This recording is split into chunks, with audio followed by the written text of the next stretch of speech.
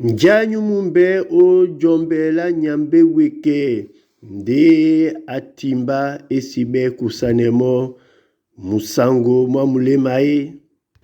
Ambo asawa botiana manfena tena kampo abasengedi bandolo ba elimba dikalo ya loba bedi.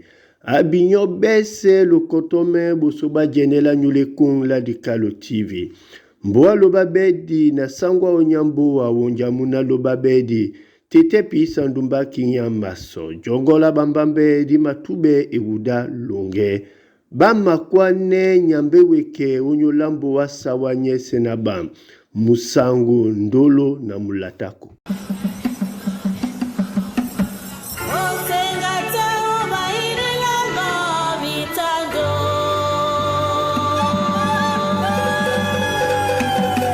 Ajekila dituru wanyulie bisona edemwa puselela mawuse yende muwasomwa jason tanele na musango.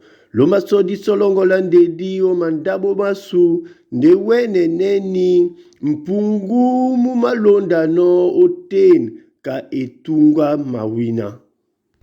E wangangana mbale lomi asobiso bokongo bongo nadindi boala bobe mumpungu mumanyamse mamboa mubuse otete nasu.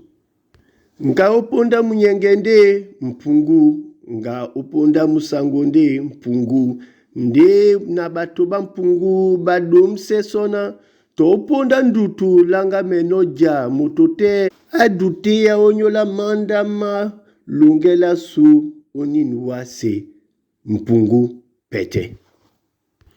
E ajekila dituru wanyena nyeso wanyepe kwa.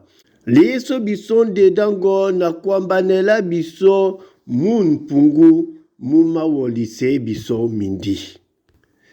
E ajekila dituru mboa loba bedi nyibinje ye mpungu mboa loba bedi nyimana ne batoba mpungu ipu na ipu.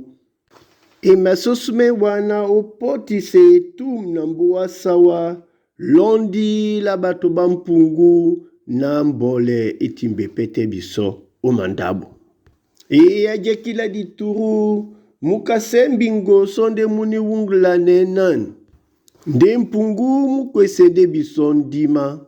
Nganjaso mumapondonoe. Wajekila dituru wanyumatate babe na bankumbe dipitalabu mbasan mongo.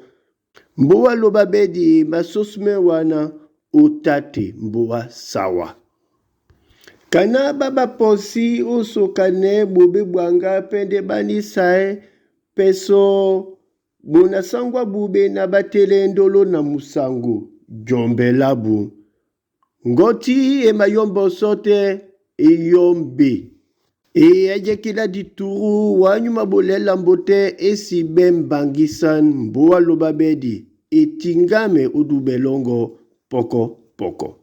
Lobabedi oboso, lobabedi omlema, ambo wa sawa, musango manyambe weke, mutingame nawa o boloba.